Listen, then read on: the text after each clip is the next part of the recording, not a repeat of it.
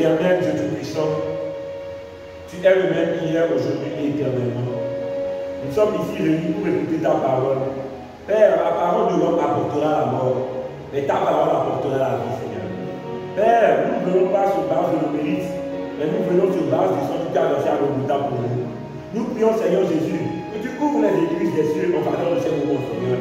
Que nous puissions être bénis par ta présence, mon Dieu. Écarte-moi du chemin et dis quelques mots à ton peuple pour que toute ta gloire puisse se réunir à toi et à toi seul, Seigneur. Père, tu es notre vie. C'est pour ça que tu t'entends encore aujourd'hui, Seigneur. Et vivifie nos âmes, Père éternel. Car entre l'âme vivante et l'esprit vivifiant, nous avons choisi l'esprit vivifiant, Seigneur. C'est pourquoi viens nous vivifier ce soir par ton esprit. Merci parce que tu as fait que toute la gloire te revienne au nom de Jésus. Amen. Amen. Amen. Que le Seigneur bénisse.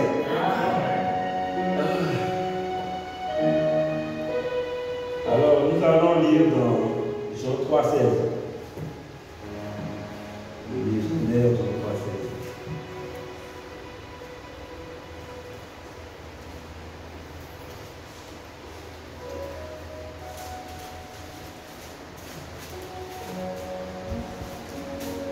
Jean 3, le verset 16. La Bible nous dit: car Dieu a tant aimé le monde qu'il a donné son Fils unique, afin que quiconque croit en lui ne périsse point, mais qu'il ait la vie éternelle. Amen. Prenons Éphésiens chapitre 2.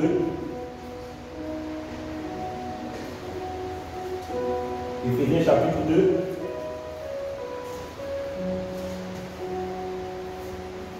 Le verset 4 à 5. Verset 4 à 5. La Bible dit: mais Dieu, qui est riche en miséricorde, à cause du grand amour dont il nous a aimés, nous qui étions morts par nos offenses, nous a rendu la vie avec Christ.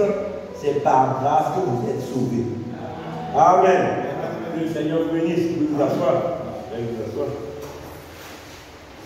Que Dieu vous bénisse richement. Amen. Alors, le titre du sermon de ce soir, ce sera des vertus jumelles. Certains peuvent comprendre déjà le titre, d'autres pas, mais le titre c'est des vertus jumelles. Vous comprenez au fur et à mesure qu'on avance ça. Alors, les versets que nous venons de lire dans cette Bible nous montrent la grâce de Dieu. Tout le monde connaît Jean 3,16 dont nous parlons souvent. Nous parlons souvent de Jean 3,16. Jésus est mort à la croix pour nous, il nous a rachetés, il nous a sauvé de nos péchés et tout. Et c'est vraiment merveilleux. C'est l'un des socles, pour ne pas dire même une des bases principaux du christianisme. Nous croyons que Jésus est mort pour nous, qu'il est ressuscité pour le pardon de nos péchés. Nous croyons qu'il n'y a pas d'autre chemin pour aller au Père que par Jésus-Christ. Jésus a dit: nul ne vient au Père que par moi. Alors quand on s'abandonne à Jésus-Christ, quand on croit en ce qu'il a fait à la croix, nous sommes sauvés. Celui qui croira et sera baptisé sera sauvé, comme le Seigneur nous l'a dit. Et il a même dit voici les qui accompagnent ceux qui ont cru, etc. Alors nous manifestons ces choses quand nous croyons en Jésus-Christ. Ce sacrifice de Golgotha, c'est pour chacun de nous. C'est pour que nous puissions vivre par cela, que nous puissions nous réaliser à quel point nous ne sommes pas censés chercher à posséder quoi que ce soit aujourd'hui. Nous ne sommes pas censés chercher: ah non, je vais voir comment je vais faire pour posséder ceci par moi-même. Non. Vous êtes censés posséder par ce qu'il a fait pour vous. Vous êtes censés par la foi posséder ce que Jésus a déjà acquis pour vous au calvaire. Vous voyez, la guérison sur la maladie, Jésus a acquis ça pour vous au calvaire. Vous êtes censés croire en cela et recevoir ce salut. La guérison, tout ce dont vous avez besoin, Jésus a déjà combattu pour vous. Souvent on se dit: mais comment je vais faire pour vaincre? Comment tenir le coup dans un âge aussi compliqué? La question n'est pas de savoir si tu peux tenir le coup. La question est de savoir si Jésus a tenu le coup. Et il a déjà tenu le coup pour nous. Alors ce que nous avons à faire, nous nous reposons là-dessus. Nous croyons que Jésus l'a fait pour nous. Nous croyons ce qu'il a fait à Golgotha et nous possédons par la foi ce qu'il a déjà acquis pour nous. La guérison, parce que nous avons été guéris. Et tout ça vient de la grâce de Dieu. Parce que Dieu nous a aimés. Premièrement, il a dit que l'homme est perdu. L'homme ne peut rien faire pour se sauver lui-même. Il fallait un parent rédempteur. Maintenant, le parent en question est quelqu'un de notre race. Dans le livre de Ruth de la Bible, on nous apprend la loi du rachat. Pour racheter quelqu'un, il faut être membre de sa famille, il faut être parent. Maintenant, voici l'espèce humaine est perdue. Mais il faut un parent rédempteur. Le parent en question, c'est qui? Les anges n'avaient pas péché. Mais les anges, je ne parle pas des démons. Les anges, les démons, ils sont partis. Mais les anges qui sont restés au côté de Dieu, ils n'avaient pas péché. mais ils ne pouvaient pas se sacrifier pour nous. Pourquoi? Ils n'étaient pas des parents rédempteurs. Le prophète nous explique qu'ils n'étaient pas de la race humaine. Ils n'étaient pas des parents, ils ne pouvaient pas nous racheter. Parce qu'ils n'étaient pas de la race humaine. Il fallait un homme pour nous racheter. Voyez. Et le seul homme qui n'avait pas péché, c'était qui? Il n'y en avait pas. À part Dieu lui-même. Alors, il est venu à travers son fils Jésus-Christ pour nous sauver. Il est venu à travers son fils Jésus-Christ pour nous racheter. Il s'est fait homme. Il est venu le grand Emmanuel, comme on l'appelle. Le fils de Dieu Jésus, Emmanuel, Dieu avec nous, comme l'explique la Bible. Il est le Dieu puissant, le Père éternel. Et c'est à travers le sacrifice à la croix, si nous croyons en cela, c'est là que nous recevons quelque chose de lui. Maintenant, pour en venir aux fameuses vertus jumelles. Alors, nous allons simplement laisser Frère Branham nous expliquer un peu ça. Alors, lisons dans le message de grâce, prêché le 27 du 8e mois 1961, paragraphe 136. Alors, je vais préciser déjà que je vais utiliser certaines versions. Et certaines, ça dépend des versions de traduction. Certains ont traduit, vous allez voir que le paragraphe diffère. D'autres traduisent le paragraphe différent. Donc, si vous allez, c'est dans la même brochure. Mais parfois, ça peut correspondre au paragraphe 136 ici. Ailleurs, ça correspond au paragraphe. Ça arrive. Ça dépend de version Shekinah, version, des versions différentes. Parfois, les paragraphes sont pareils, parfois, c'est différent. Donc, si vous notez que vous ne trouvez pas sur les paragraphes, vous n'en faites même pas. C'est dans la brochure. Voilà. Amen. Alors, le message de grâce, paragraphe 136. Je vais lire. Le prophète nous dit, pensez-y, l'amour et la grâce sont des sœurs jumelles. Amen. Amen. L'amour et la grâce sont des sœurs jumelles. Elles sont des jumelles. C'est tout à fait exact. Pour avoir la grâce, il vous faut avoir l'amour. Pour que vous puissiez vraiment montrer de l'indulgence envers quelqu'un, vous devez l'aimer. Qu'il soit bon, mauvais, vous devez de toute façon l'aimer. Sinon, vous ne le saurez pas. Vous ne saurez pas être indulgent si vous n'aimez pas quelqu'un. Amen. Voyez, ainsi, l'amour et la grâce sont identiques. Elles ne sont que des jumelles, c'est tout. L'amour et la grâce. Amen. Elles étaient... Nous ne pouvons pas avoir l'un sans l'autre. Dieu a tant aimé le monde qu'il a donné son Fils unique. Il a répandu sa grâce dans nos cœurs par le Saint-Esprit. Voyez, il vous est impossible de traiter avec l'un sans l'autre. La grâce de Dieu, c'est ce qui nous sauve. Amen. Les vertus jumelles en question, c'est simplement la grâce et l'amour. Donc ce soir, les vertus jumelles, c'est la grâce et l'amour. Nous allons se parler de la grâce et de l'amour. C'est tout. Alors, sans la grâce de Dieu, sans l'amour premièrement de Dieu, nous n'aurions pas reçu cette grâce. Il nous a d'abord aimés pour nous faire grâce. Il a dit, ah, l'homme est tombé, il est perdu, mais que vais-je faire pour lui? Imaginez un peu la scène en Éden. Quand Adam est tombé, après il a suivi sa femme, le Seigneur arrive. Adam, ils ont d'abord parlé de serpent. Adam, pourquoi tu fais ça? Et ils ont la femme que tu as mise auprès de moi et tout. On demande à la femme, mais la femme, pourquoi tu as fait ça? Elle aussi a dit, non, c'est le serpent qui m'a séduit. Dieu se tourne vers le serpent. Le serpent, tu as fait quoi? Non, plutôt, il n'a même oublié le serpent, j'avais dit. Le serpent, il se tourne vers le serpent, il a directement dit. Voyez, ce que j'essaie de vous montrer, c'est quoi? Dieu a créé Adam et Ève et tout ça. Et vous allez voir que le serpent, il n'a même pas cherché à discuter avec nous. Vous voyez la différence? Alors que Adam, il a demandé pourquoi? Il s'est justifié. Il a essayé de se justifier du moins. Il a tourné vers elle. Elle aussi, pourquoi? Elle a essayé. Mais quand c'est le serpent, Dieu ne demande même pas. Dieu frappe en même temps. Pourquoi?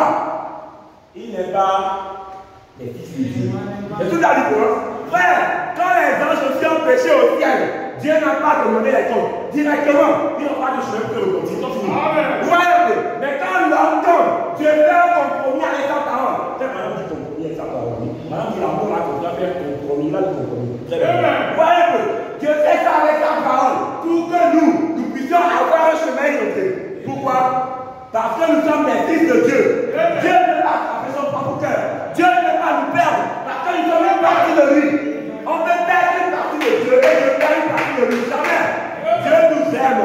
Nous sommes en lui. Il ne nous perdra jamais. Tu peux pécher comment? Si tu es prédestiné. Tu ne peux pas ne pas aller au ciel.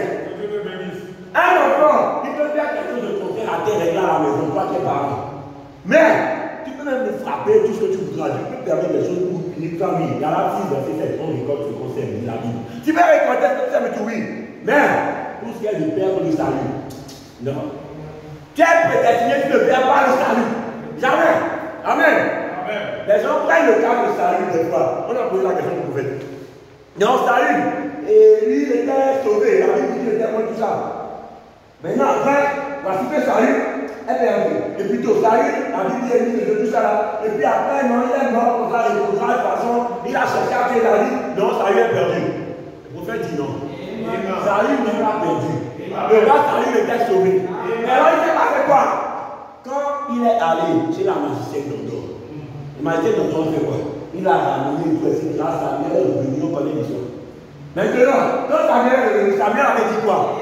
Demain, la bataille tournera mal pour toi. Et tout ça. Toi et ton fils, vous allez mourir. Et vous serez avec moi. Amen. C'est ce que la Bible dit, avec moi. Maintenant, Samuel était où? Est-ce que Samuel était en enfer? C'était Samuel. Amen. La Bible le dit clairement. Voyez, je dis, frère madame, c'est un prédicateur chrétien. Il nous a prêché la Bible. Tout ce qu'il nous enseigne, c'est biblique. Amen. C'est un homme de Dieu, c'est le prophète. Mais il n'est pas Dieu ou pas ce non. Le seul nom qui peut vous racheter, c'est Jésus-Christ. Le seul nom qui vous devez croire pour le salut, c'est Jésus. Jésus est Jésus seul, il n'y a pas d'autre. Et quand tu crois en ce Jésus, que tu reçois le baptême du Saint-Esprit, ta puissance est ta vie. C'est tout ce que tu dois faire. Tu reçois ça, ce lavage de cerveau comme il est parfois l'appeler. Vous savez, j'avais appelé les gens une fois. J'exhortais quelqu'un une fois dans la rue. Je lui parlais comme ça avec plusieurs personnes au suivant. Qu'est-ce que je leur disais? Je leur dis, vous savez, quand vous entendez les gens qui parlent souvent de Dieu, de religion, tout ça, on dit de ne pas faire ceci, de ne pas faire cela. Moi, ce que je vais vous prêcher, ce n'est pas ce que vous avez entendu partout. Ce n'est pas pour vous dire non, et privez-vous de ceci, privez-vous de cela. Non. Recevez en vous le Saint-Esprit qui pourra vivre la parole à travers vous.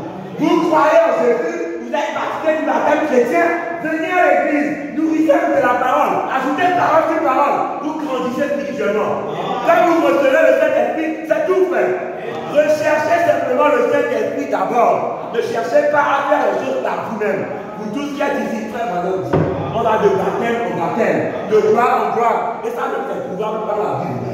Oui, dans la Bible, tu verras les apôtres ont reçu le Saint-Esprit à la Pentecôte, on connaît ça. Quelques temps plus tard, ils ont encore prié, le Saint-Esprit est encore descendu sur eux. La Bible dit, frère, tu as le Saint-Esprit, quoi c'est bien. Prie, continue, de baptême du Saint-Esprit en baptême du Saint-Esprit, de gloire en gloire, d'expérience en expérience.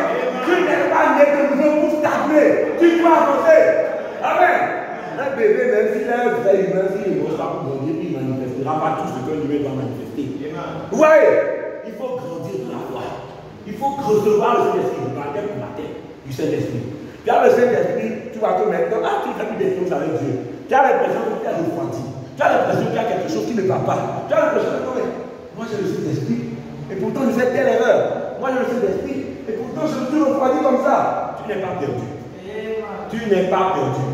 Tu t'es éteint. Continue maintenant, rentre dans la prière. Ça ne sert à rien, même si la voiture est bonne, comment, de chercher à la faire avancer s'il y a plus de carburant dedans. Amen. S'il n'y a plus de carburant, la voiture ne marche pas. Quoi que tu fasses, ça ne marche pas. Tu me mets là comme ça, tu sens que tu es vidé. Fais le plein, fais le remplissage.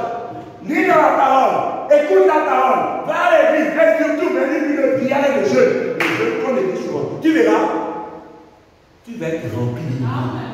Frère, à force de fréquenter quelqu'un, tu vas voir que petit à petit, tu commences à ressembler à la personne. C'est souvent comme ça. Qui se ressemble, ça sent, comme on dit souvent. Maintenant, à force de fréquenter Dieu, pour ainsi dire. Amen. Frère, tu pries, l'atmosphère est tout le temps là. Tu passes du temps de la présence de Dieu. Mais tu vas arriver quelque part, si tu aimes ton Père, tu vas vouloir passer du temps dans sa présence. Amen. Si tu aimes Dieu, tu aimes passer du temps dans sa présence. Mais si tu n'es pas Dieu, quand on dit le frère, quand on dit le moi, par exemple, ça, on passe des heures, 2 heures, 3 heures dans la présence de Dieu. Ce n'est pas parce que on pense que c'est en fonction de la longueur qu'on est exaucé. Non, pas du tout. C'est pas en fonction de la longueur qu'on est exaucé. Non, non. Mais tu aimes ton Père. Tu aimes cette atmosphère. Tu fais tout ça, c'est par amour. Tu aimes Dieu. Tu fais comme passant du temps de sa présence. Tu te sens bien, frère. Amen. Ce n'est pas non multiplier les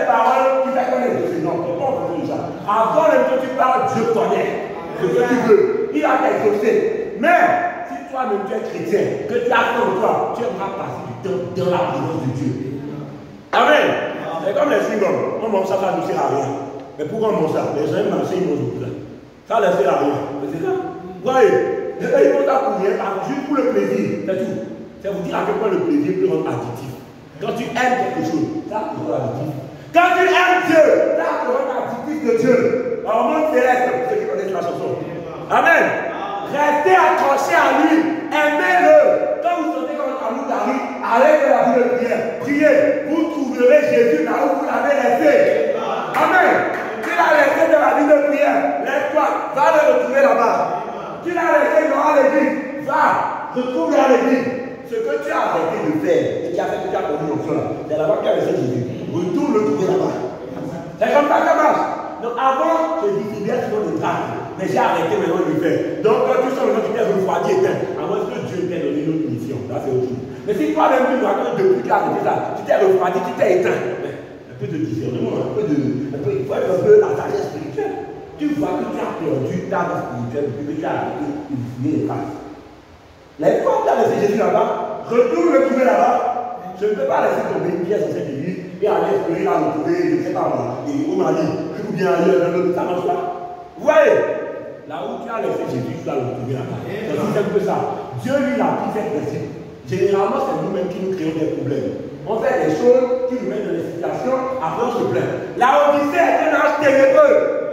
Je prends toujours, je sais pourquoi j'aime trop la lumière et les ténèbres. Je ne veux pas penser lumière et ténèbres. Pour être plus complet, j'aime trop ça. Je dis, tu me mets dans une pièce, tu rentres, la lumière est éteinte, tu ne vois rien, et tu vas espérer bien faire ce que tu vas faire, ça ne marche pas. Voilà, dans cet âge ténébreux, il nous faut une lumière. Et c'est la lumière qui se récite. Il est la lumière du monde.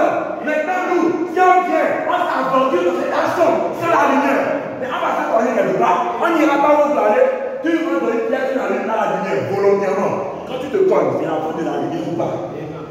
C'est la faute de qui? C'est ta faute à toi, ce n'est pas la faute de la lumière. C'est comme ça que des fois on néglige de prier. Quand je néglige de me confier en l'éternel, c'est là que les ennuis se viennent. Vous voyez, abandonnons-nous à Dieu à chaque fois. Aimons-le, continuons de prier. Profitons de cette œuvre carnelle et nous avançons vers lui. C'est tout ce que nous devons faire. Tu continues comme ça, tu donnes des choses, tu avances. Vous voyez, mais nous allons avancer. Wow, le temps passe très très vite. Bon, alors, prenons l'amour divin. La roque 90.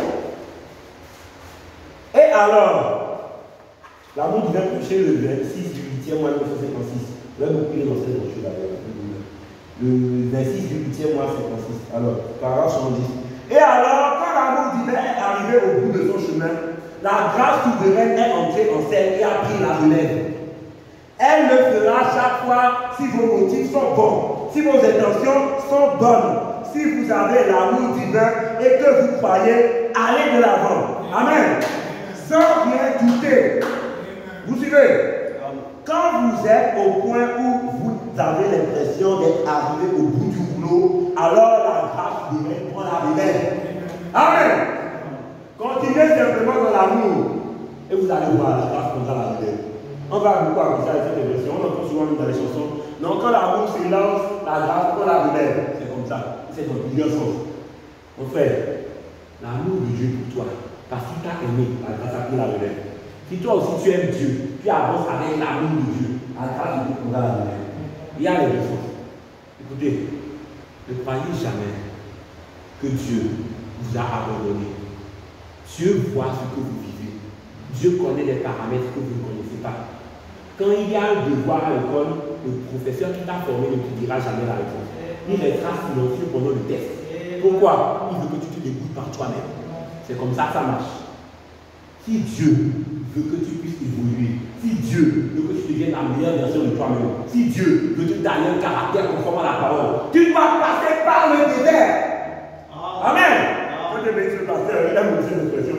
Tu vois, tu dois passer par le désert. Tu peux être là, tranquille chez toi, et évoluer. Donc, il faut que Dieu te fasse vivre des choses dures. Vous voyez, tu te sépares. Des choses qui vont te pousser dans la consécration. Et là, tu vas voir que tu as gagné quelque chose. Les moments les plus durs de votre vie, parfois, c'est ces moments-là où vous grandissez le plus. C'est ce moment-là où vous apprenez le plus. Tu ne peux pas vouloir un bon mari. C'est-à-dire des personnes qui veulent construire quelque chose, une maison, un pont ou quelque chose comme ça. Il leur faut des matériaux solides.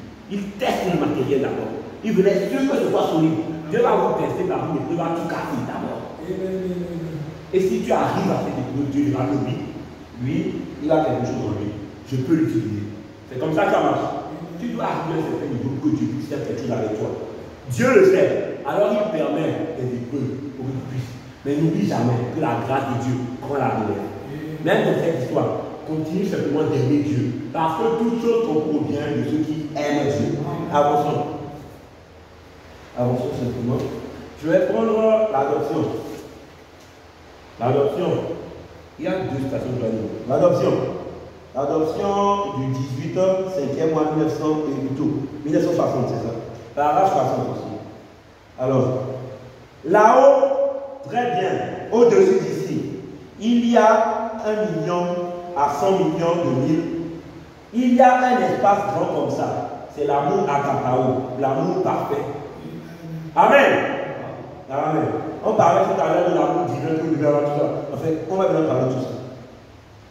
L'amour parfait. À chaque pas que vous faites dans cette direction-ci, donc qui en a en vous, avec votre nuit. À chaque pas que vous faites dans cette direction-ci, ça se rétrécit d'un pouce. Alors, vous pouvez voir combien ce serait petit quand ça arriverait sur terre. Vous voyez, c'est une ombre de l'ombre des ombres. Voilà ce que vous avez. Voilà ce que j'ai. Une ombre de l'ombre des ombres de l'amour agapao. Ce qu'on a ici comme amour, c'est bien par rapport à ce qu'on voit là-bas. Mais ce que j'aimerais qu'on retienne cette citation rapidement, il a dit, et c'est l'amour agapao, l'amour parfait. L'amour agapao, c'est l'amour parfait. Maintenant, avançons. C'est exactement ça. Monsieur, nous voulions voir Jésus. Écoutez avec moi ceci. Quand on parle d'amour agapao, quand on parle de l'amour divin qu'on doit avoir, quand on parle de la grande victoire pour arriver dans ce royaume céleste, c'est quoi? C'est l'amour parfait. Mais l'amour parfait, c'est quoi? Parfois, on ne réalise pas ce que c'est. On se dit non, l'amour parfait, bon, on aime simplement beaucoup. Et puis, c'est pas seulement ça. C'est-à-dire, on va avancer un peu, ça pour puissiez saisir.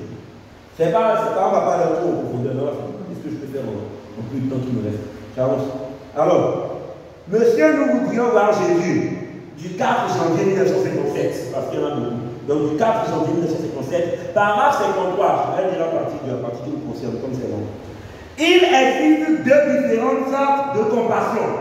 L'une, c'est la sympathie humaine. Vous suivez? L'une, c'est la sympathie humaine. L'autre, c'est la compassion divine. La compassion divine consiste à faire la volonté de Dieu.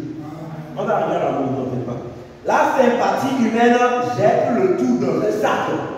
Tenez, c'est juste comme les deux mots grecs pour amour. L'un, le mot grec signifie l'amour pour votre femme, l'amour filial, l'amour filial. Voyez, cela signifie l'amour que vous avez pour votre femme. Si un homme l'insultait, vous le tueriez à cause de cela. Et ensuite, il existe un autre mot grec pour désigner l'amour. C'est l'amour agapao. Amen. Et ce mot signifie l'amour divin de Dieu. Et ce même amour poussera un homme à prier pour l'âme perdue. Pour l'âme perdue de l'autre, au lieu de le tuer. Quelqu'un m'a fait dire. Amen. Amen. Voilà la différence entre eux, entre les deux. L'un vous poussera à tuer un homme, l'autre vous poussera à prier pour lui. Voyez? Eh bien, c'est la même chose que la sympathie humaine.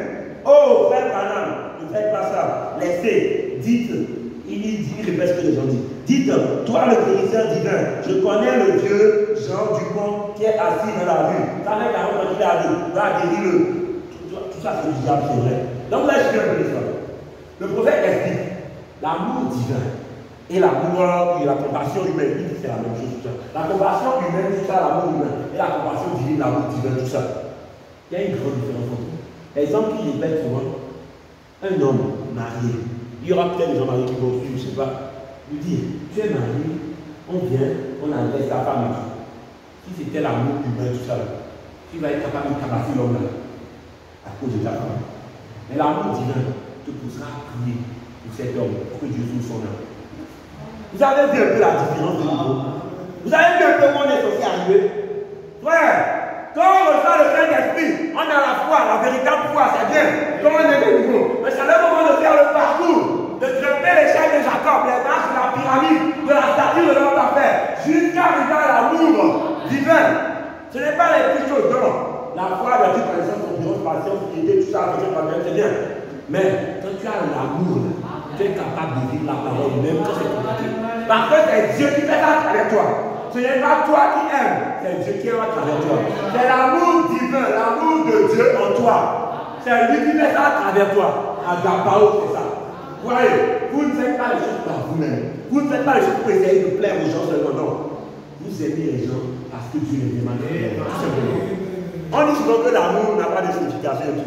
Mais les gens m'entendent souvent dire je t'aime parce que Jésus-Christ t'aime à travers moi.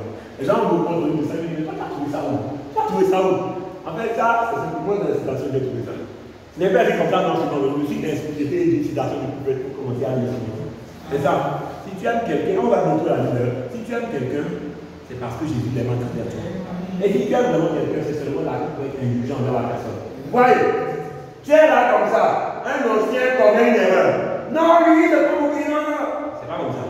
Même s'il a commis une erreur, tu dois l'aimer. C'est plus facile à dire qu'à faire. Mais il faut le vivre.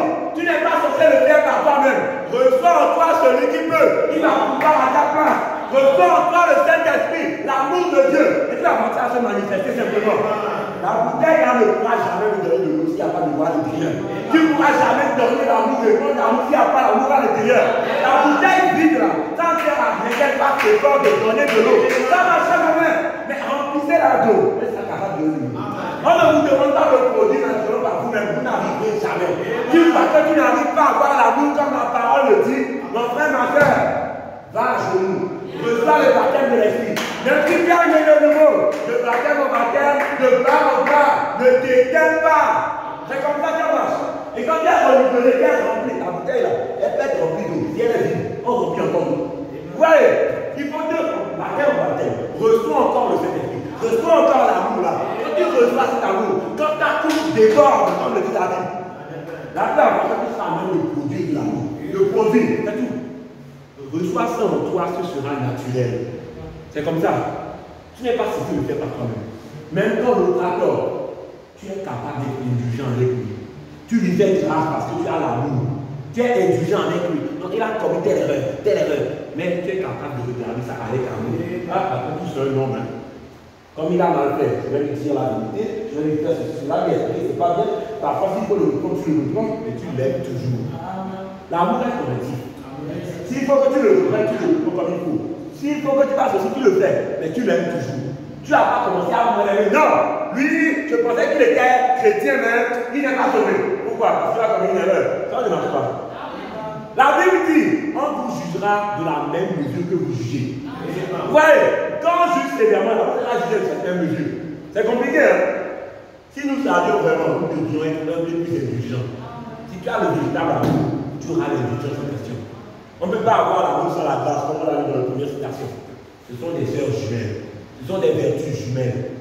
Et si tu as l'un, tu as l'autre. Ils sont jumeaux, ils sont dans ta vie. Tu aimes quelqu'un, fais-lui grâce. Heureux les miséricordieux, car ils obtiendront miséricorde. C'est trop facile aujourd'hui d'accuser les gens et de ne pas nous accuser nous-mêmes. À chaque fois, on est capable de regarder le musulman, mais on reste mon indulgent.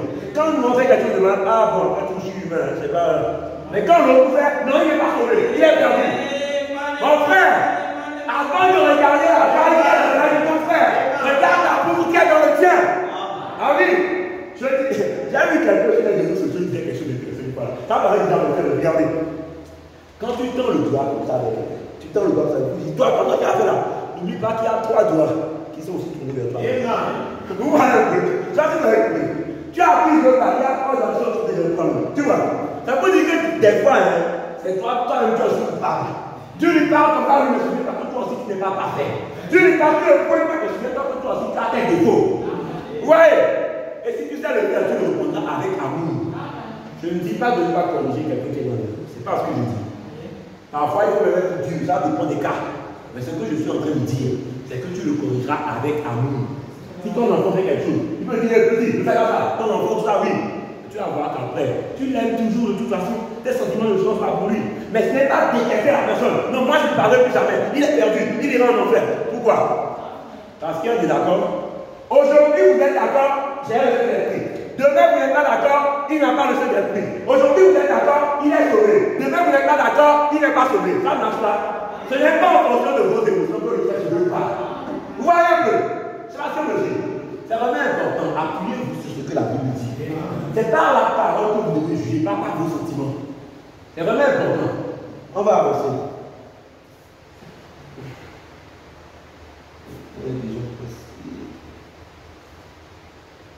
Alors, prenons, vous devez naître de nouveau. Paragraphe 47. Vous devez naître de nouveau, prêcher le 19, c'est moi, verset 58. Est-ce que vous êtes là? Pardon, tout le monde est épuisé. Allez, avançons. Dieu fait grâce. Amen. Nous ne sommes pas venus ici pour regarder un homme. Nous sommes venus ici pour regarder Jésus. Nous ne sommes pas venus ici par habitude. Nous sommes venus ici parce que Jésus est présent. Il faut qu'on chasse la lourdeur. Amen. Refusez la lourdeur au milieu de vous. Les enseignements ne sont pas faits pour dormir. Les enseignements sont faits pour écouter et appliquer quelque chose. L'enseignement positionne. Frère, quand même de la chambre, c'est comme ça. Tu es dans ta chambre, avant de dormir, tu veux prier, mais la fatigue arrive à te vaincre à chaque fois. Frère, si aujourd'hui ça commence, demain, après-demain, toi tu fais échouer, tu perds des batailles dans la vie. C'est comme ça. Hein? On vient l'église, ici, le but c'est d'écouter la parole. Mais quand c'est l'enseignement, oh non, il est beaucoup, je suis fatigué. Frère, c'est pas comme ça que ça marche. Quand vous faites des choses comme ça, vous perdez les batailles dans la vie. Mais quand vous voyez, quand vous serez au ciel là-bas, vous aurez souhaité avoir mieux faire. Vous savez, vous faites pas déjà. Au ciel, il n'y aura pas de jalousie. Que l'on va choisir une petite couronne, une petite couronne. Il n'y a pas de jalousie, non. Mais tu souhaiteras avoir mieux fait. Vous pouvez comprendre. Vous souhaiteriez avoir mieux fait. Le fait qu'avant, tu dis, ah oui, tu aurais pu faire telle chose, tu as gagné. Ah, tu souhaiteras avoir mieux fait. Tu ne seras pas jaloux. Tu auras tout l'argent là-bas. Mais tu souhaiteras avoir mieux fait que tu as fait là-bas. Vous voyez un peu. Quand vous avez l'occasion maintenant, profitez. Amen. Soyez des frères, sœurs chrétiens de Dieu. Écoutez la parole suivante. Amen. Laissez-moi avancer. Vous devez naître de nouveau. Paragraphe 47 à 48. C'est une autre version. Je vais dire, c'est plus mon verre. Tout ce qui a eu un commencement a eu fin. Ce sont les choses qui n'ont pas de commencement, qui n'ont pas de fin. Avez-vous déjà pensé à cela? Dieu, le grand maître arc-en-ciel dans le ciel, disons tous ensemble, par les sept esprits de Dieu, le rouge, l'amour parfait. Après cela vient l'amour fidéo. De l'amour agapao à l'amour fidéo. C'est ça. C'est l'amour que vous avez pour votre femme. Si un homme le forçait, vous lui feriez sauter la cervelle. Je répète ce qu'il dit. Voyez, car cela suscite une jalousie. Mais c'est l'amour fidéo. Un amour secondaire. Ensuite vient la convoitise pour la femme d'un autre homme. Vous suivez? Il montre un peu l'échelle, les amours qu'il y a. Il y a d'abord l'amour divin. Après, il descend petit à petit. Après, il y a l'amour fidéo, un amour secondaire. Ensuite vient la convoitise pour la femme d'un autre homme. La convoitise, vous voyez? Tout ça. Enfin vient la souillure. Vous voyez? Vous voyez un peu? Vous voyez? Ça devient vraiment perverti. Mais tous ces genres d'amour, ça a un commencement. Mais quant à ce véritable amour authentique de Dieu dont je parle, entre dans l'être humain par la nouvelle naissance. Et étant né de nouveau, cela n'a pas de commencement, cela n'aura pas de fin. Amen. Quand tu nais de nouveau, l'amour qui n'a jamais de commencement ni de fin là, ça rentrera en toi. Et ta vie sera la vie éternelle. Et la vie éternelle, c'est la vie de Dieu. Il n'y a qu'une seule forme de vie éternelle. C'est la vie de Dieu. Je dis, même dans le dictionnaire, tapez le mot éternel. Un bon dictionnaire, j'ai même l'application, j'ai déjà pris ça là-bas. Vous tapez le mot éternel, vous allez voir. Le premier sens du mot éternel, c'est qui n'a jamais eu de commencement et qui n'aura pas de fin. Le prophète a dit, oui, c'est vrai, même en français, même la langue française, je connais ça. Après, il y a d'autres sens du mot éternel, plusieurs sens. Après, il dit non, qui n'a pas de fin. Après, il dit non, qui dure longtemps. Après, il dit bref, après, il va de parler. Mais le premier sens du mot éternel, le sens principal, le sens d'origine, le premier sens, le dictionnaire même dit, qui n'a jamais eu de commencement et qui n'aura pas de fin. Maintenant, vous êtes né, non? Vous avez eu un commencement, non? Maintenant, quand vous dites la vie éternelle, comment vous allez faire? Vous êtes né, mais vous aurez la vie éternelle. Ça marche comment? Comment? La seule manière pour toi d'avoir la vie éternelle, il n'y en a qu'une seule sorte. C'est la vie de Dieu. Il n'y a pas d'autre vie éternelle à part la vie de Dieu. Il y a le seul à part de commencement. Voyez, il y a le seul Elohim. Elle est là, Elohim, celui qui existe par lui-même. Il est le seul. Il n'y a pas d'autre. C'est ça la Bible appelle l'éternel. Il est celui qui est éternel. Maintenant, si toi, tu veux sa vie en toi, la vie éternelle, c'est sa vie que tu dois avoir en toi. C'est son esprit que tu dois avoir en toi. C'est le Saint-Esprit que tu dois avoir en toi. Vous voyez, tu n'auras pas d'autre vie éternelle que celle-là. Et la vie éternelle, la vie de Dieu, ne critique pas les gens. La vie de Dieu ne regarde pas les choses là. La vie de Dieu ne montre pas sur le compte de son prochain. La vie de Dieu n'est pas jaloux des gens. La vie de Dieu n'est pas comme ça. Amen.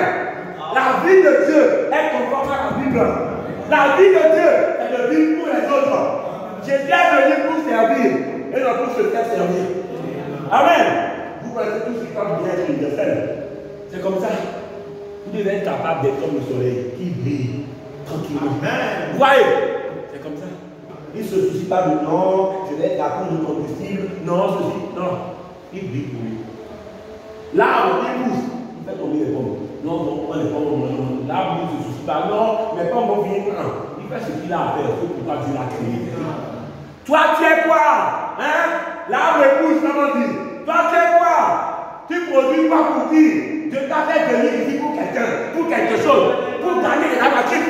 Tu es une porte à laquelle quelqu'un peut rentrer dans le royaume de Dieu. Mais toi, tu fais quoi? Non, moi, je vais être fatigué et ceci a épuisé. Si l'arbre pensait la même chose, tu n'allais pas manger. Si les animaux que tu as tués, si tout ça là, Dieu, il ne venait pas là pour jouer leur rôle, tu allais faire quoi?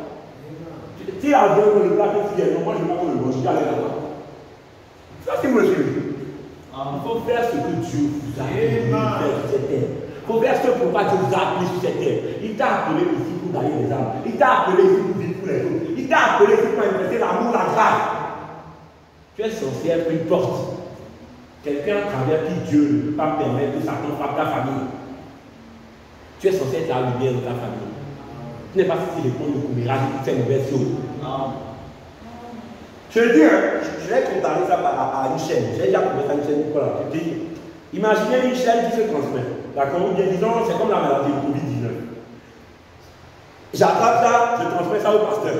Il attrape ça, il transmet ça à la sœur. Elle attrape, elle transmet ça, tout le monde reçoit le Covid.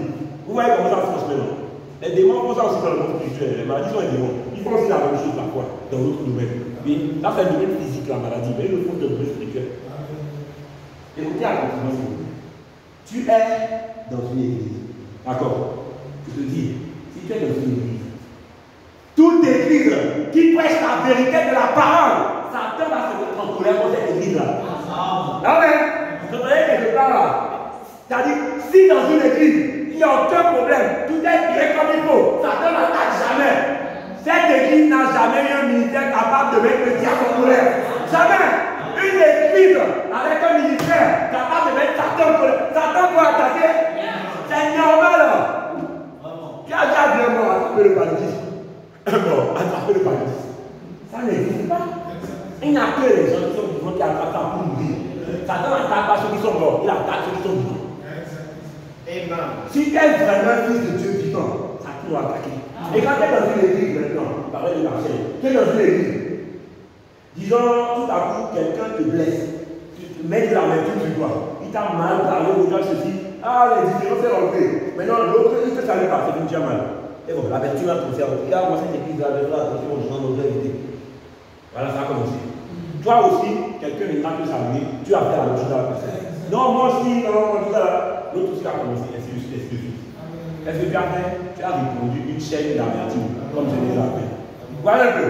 L'amertume ici, tu as transmis en lui, c'est comme le Covid, vous êtes contaminé. Vous voyez un peu. C'est exactement ce que vous faites des fois. Ce que nous faisons des fois. Moi-même, j'ai été des fois. Ah oui, ah ben j'ai arrivé. Heureusement, le truc est vérifié par la grâce de Dieu. Je dis, c'est dangereux ces choses-là.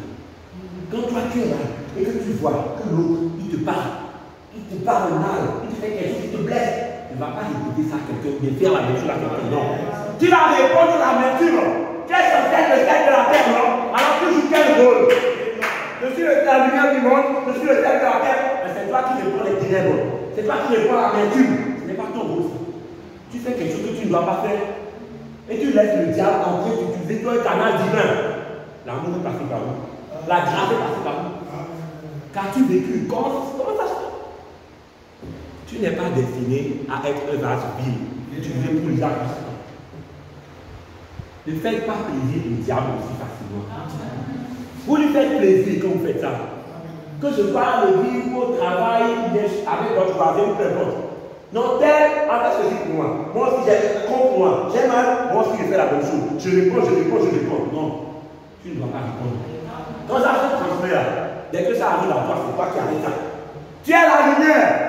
Qui tel frère, tu fais du mal à quelle soeur, qui fait du mal à quelle soeur, ça se répond. Quand ça arrive à moi, je dois arrêter ça. Ça, c'est mon frère, mon frère. Non, mais ça, dès qu'il dit, tu fais la couche, mon frère. Et maintenant, c'est ça, la personne ne peut pas répondre. Je ne sais pas si Dieu soucie. C'est ça. Si tu sens que ça fait mal et que tu ne comprends pas, pourquoi pose la question. Souvent, on est en même de comprendre. Je vais vous dire un petit secret. Je ne vais pas vous dire, mais il n'y a pas le choix. On doit faire comme ça, mais bien. Je vais vous dire un petit secret. Vous savez, quand quelqu'un te fait des choses que tu ne comprends pas, et au lieu d'avoir des préjugés, tu poses la question à la personne. Tu lui demandes pourquoi tu as fait ça, pourquoi ceci, et qui te répond. Tu sais qu'à force de faire ça, tu commences maintenant à développer des pensées justes. Est-ce que vous savez ça? Parce que ça, tu vas te dire non, donc moi je vais passer la vie à demander à chaque fois aux gens pourquoi tu as fait ça. Non. Tu vas pas passer ta vie à faire ça. Tu le fais une fois, deux fois, trois fois, et puis tu vas voir qu'après tu dois des pensées justes. Je prends un exemple simple, vous allez comprendre. Quelqu'un vient à l'église, à quel niveau? Il ne te salue pas. Il dit pas salut, tout le monde, toi il te passe. Ou bien plutôt tu le salues, mais il ne te répond pas aujourd'hui. Demain, tu le salues, il ne te répond pas. Au lieu de penser mal, tu vas lui demander, mon frère, je t'ai salué, tu ne m'as pas répondu. Pourquoi? Il t'a dit, ah, excuse-moi frère, vraiment, tu sais, moi je suis quelqu'un d'occupé, j'ai souvent tel problème. Des fois là, je suis tellement épuisé, moi-même je ne sais pas vivre vraiment. Alors non, je t'assure que même beaucoup de gens me disent ça ici, que souvent c'est comme ça, tu n'es pas le seul, bien pour toi. Et tu vas voir qu'il va même te le prouver, il t'amène des gens, ils te dit, oui, il est comme ça, vous ne comprenez pas. Parfois il arrive, il ne voit pas, il ne te voit pas, tout ça. Donc ici, seulement un peu, il va t'écouter. Tu vois, ça c'est un cas comme ça. Deuxième cas, quelqu'un d'autre, tu le salues, il ne te salue pas. Tu lui poses encore la question. La personne te dit, non, moi vraiment, pardon, moi j'ai des problèmes de vue là. Quand il fait nuit, je ne vois pas bien, je suis à moitié à vue. Ah mais il y a une maison, quelqu'un qui est à moitié à vue, tu ne vois pas. Et non, je vois un peu après, mais je suis à moitié à vue. Donc je ne vois pas bien là, c'est ça, je ne te salue pas. Deuxième. Troisième fois, quelqu'un aussi te fait encore la même chose. C'est pas si on me suit. Tu lui poses encore la question, il te donne une autre raison valable. Tu vas voir qu'à force, à long terme, la quatrième, sixième fois, tu salues quelqu'un qui ne répond pas, tu vas te dire, ah, je ne sais pas, peut-être qu'il est occupé. Ah, peut-être qu'il a des problèmes de vue. Ah, peut-être que. Tu vois un peu. Avant d'avoir une réponse qui explique la situation, ça ne t'étonne plus. Tu ne vas pas, oui, c'est encore ça qui fait ça. C'est comme ça. Oh non, lui, il parle toujours comme ça. Pourquoi? Demande, tu vas voir. À force de faire ça au début, ça te demande, tu apprends. Tu vois? Quand tu vois quelque chose qui ne va pas se faire, va lui poser la question. Sois miséricordieux, fais grâce aux gens, regarde-les avec un œil indulgent. Tu seras mesuré de la mesure dont tu mesures les gens. Amen. Avançons. Au départ, je voulais en faire un enseignement, mais c'est devenu une exhortation. Tout ce que Dieu fait est bon. Amen. Je continue. L'amour filial vous amène. Je vais avancer seulement. Alors, prenons question-réponse. Je dois lire cette citation-ci.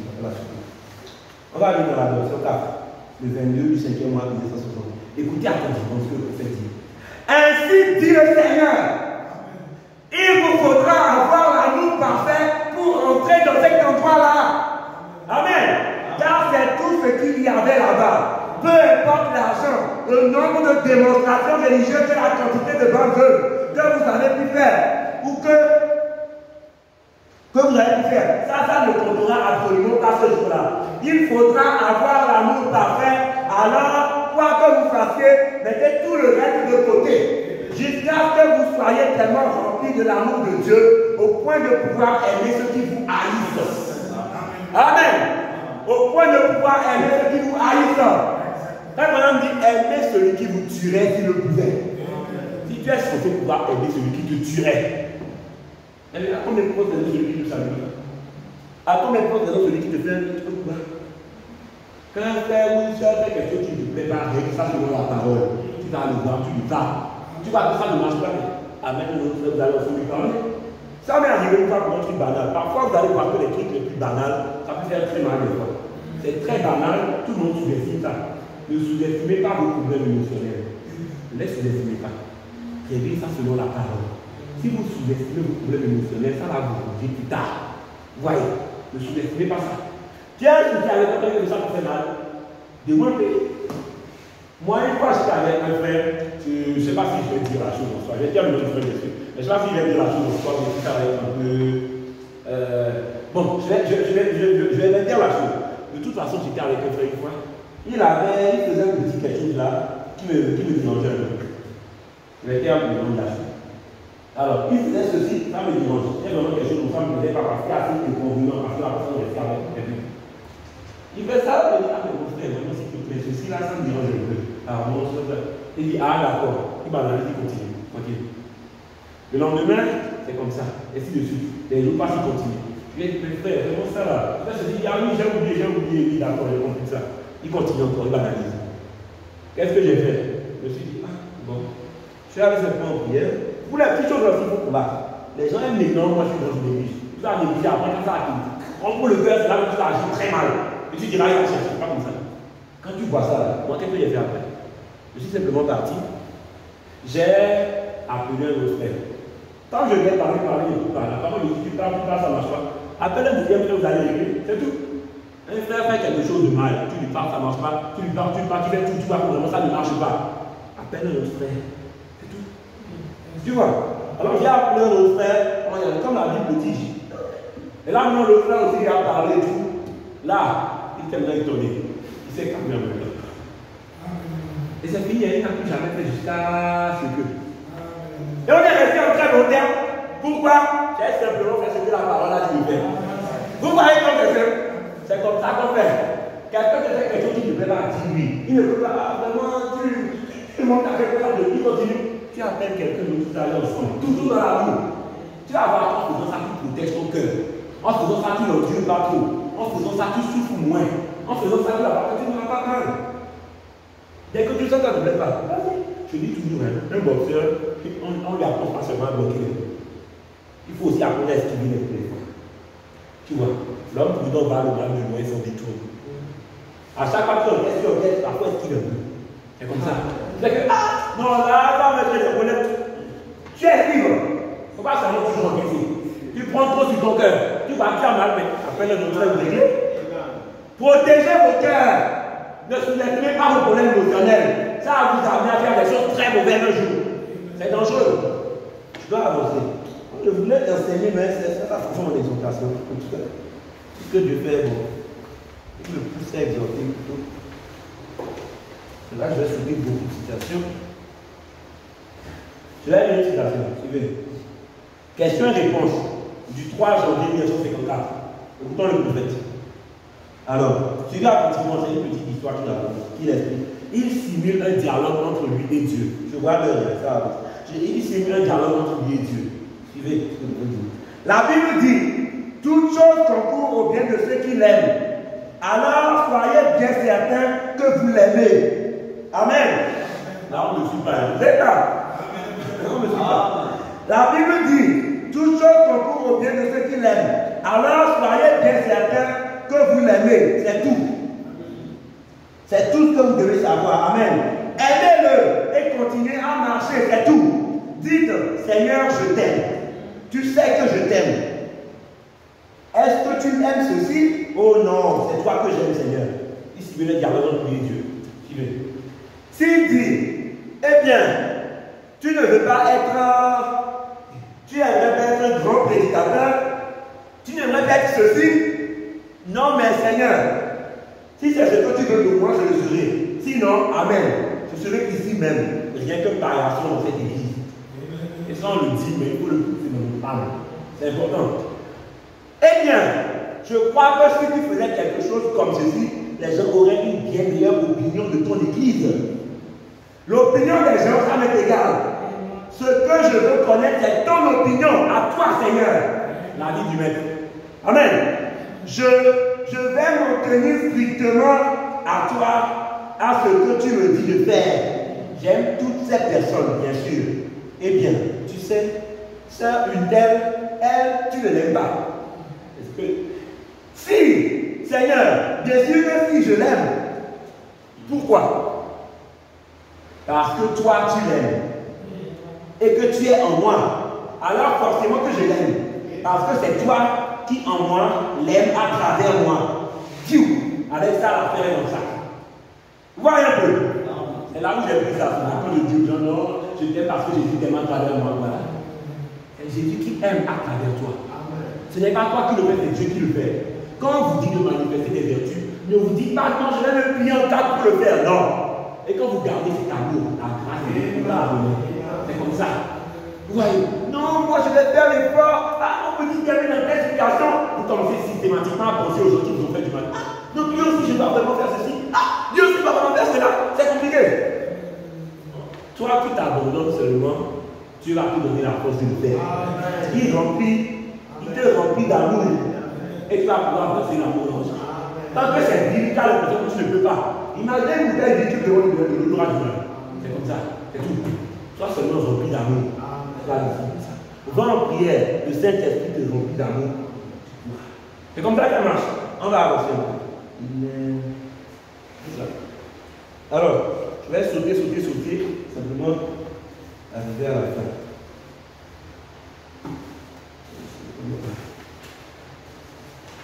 Suivez encore. On parle des vertus jumelles, l'amour et la grâce.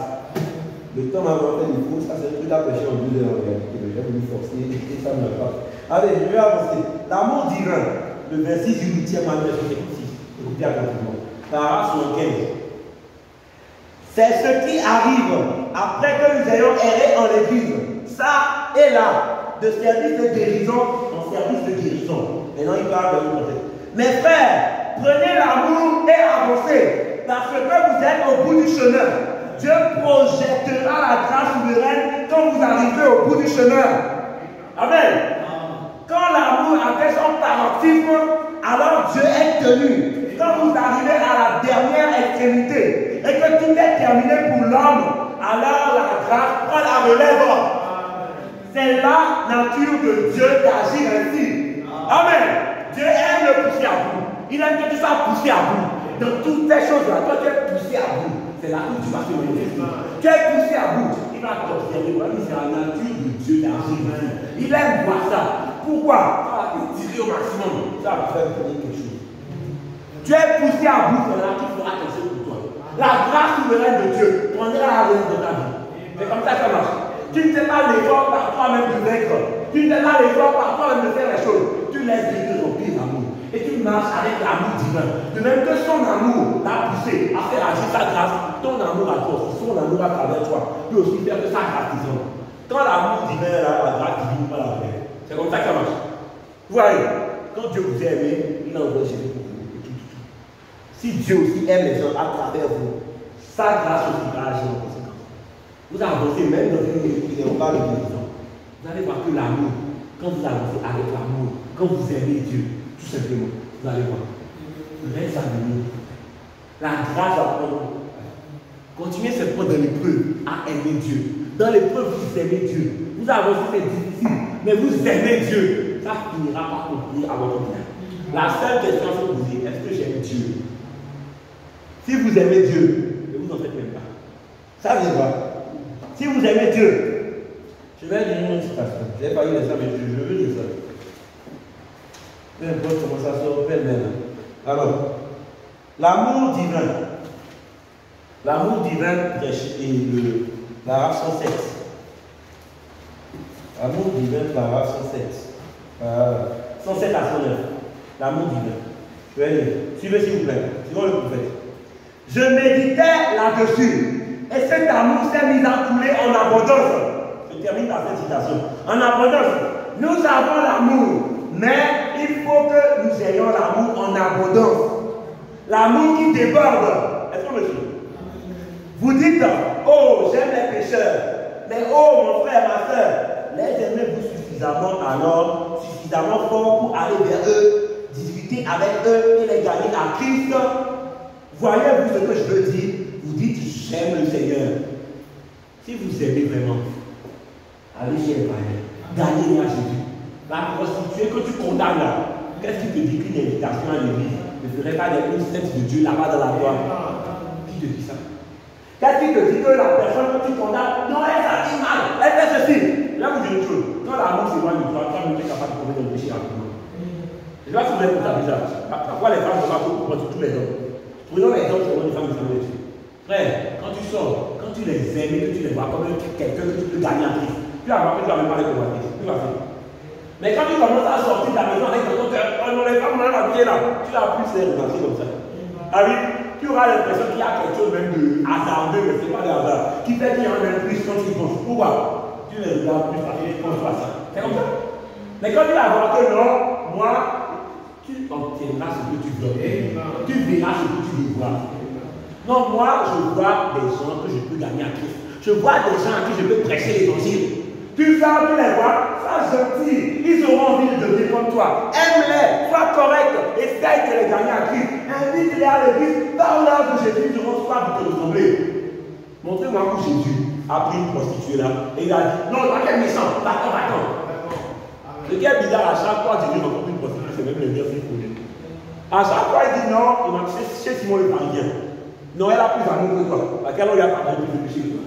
Toi qui ne m'as pas accueilli, elle m'a bien accueilli. Vous voyez, toi tu fais pas ce qu'elle a fait. Vous voyez comme c'est. Il a vu une prostitution, il lançait des pierres. Il dit non, que celui qui n'a pas péché lance la première pierre. C'est compliqué. Pourquoi? Il avait l'amour. Et il avait la grâce à cause de ça. Il avait l'amour. Et sa sœur jumelle a suivi. Il avait compassion des gens. Il avait l'amour. Et il voyait les gens avec des yeux indulgents. Oui, il voit en toi ce qu'il y a. Il le demandait les autres, il le parlait aussi. Mais il était capable de voir le païen comme un homme gagné à Christ. Ils n'ont une vulgaire prostituée, il faut jeter. Quand vous voyez des gens qui font des choses mauvaises, regardez-les avec amour. L'amour couvre une multitude de péchés. C'est aussi dans ce sens-là que c'est dit. Quand vous voyez quelqu'un et que vous l'aimez vraiment, ces péchés vous seront couverts. Vous ne verrez pas ces péchés. Parce que vous l'aimez. Vous voyez? C'est comme ça. Je vais finir la station et puis je finis la station. Mais pouvez-vous lui faire confiance quand le grand médecin secoue la tête, faire confiance à Dieu? Pouvez-vous lui faire confiance quand vous avez tout perdu? Il vous faut un baptême d'amour qui déborde. L'amour divin. Quand vous avez l'impression que vous priez, mais que votre prière n'est pas exaucée, continuez à voir l'aimer. Y a-t-il en vous quelque chose qui continue à purifier? C'est la grâce souveraine de Dieu. Elle doit prendre la relève. Amen. L'amour et la grâce. Quand l'amour se lance, la grâce prend la relève. L'amour est grâce à la grâce. Quand tu aimes, tu vois avec des vues indulgentes. Il le faut. C'est la nature de Dieu. Il répète ça. Dieu ne peut rien faire d'autre que ça. L'amour s'élance, la grâce prend la relève. Tu manifestes l'amour divin. Il va dire, mon amour qui est là, la grâce va prendre la relève. L'amour et la grâce sont comme le faire jumelle. Laissez seulement Dieu nous guider pour tout ça. L'enlèvement est proche. Jésus revient bientôt. On s'est habitué à cette phrase, mais est-ce qu'on réalise ça? Vous allez voir qu'à chaque fois que les prophéties s'accomplissent au début, tout ça là, le temps est proche. Là maintenant, vous allez voir que vous sentez quelque chose de bizarre vous envahir. Vous sentez que maintenant les petites choses dont vous parlez, moi je vais dans les points, les petites choses ne vous disent plus rien. Oh non, tel frère a fait quelque chose. Ah, moi je vais aller dans les points. Même des bonnes actions que tu as faites qui t'ont fait mal au cœur. Oh, il m'a parlé, moi je me suis tué. Mais je regrette. Je regrette. Il faut tout dire aussi comme moi aussi. Je vais avoir après qu'on parle de ces choses-là. Tu es content de ne pas avoir fait. Ah oui, moi je suis pour moi. Voilà, j'ai fait quelle erreur. Vous faites tout parce que vous voulez voir Dieu. Vous faites tout parce que vous ne voulez pas aller au frère. Vous faites tout parce que vous aimez Dieu. Et que vous voulez aller là-bas. Mon frère, ma soeur, dans les mêmes poches, si vous avez l'amour de Dieu en vous, la grâce souveraine prendra la relève. Je ne peux pas continuer parce que j'ai dépassé mon temps. Alors, que Dieu vous bénisse richement. Amen.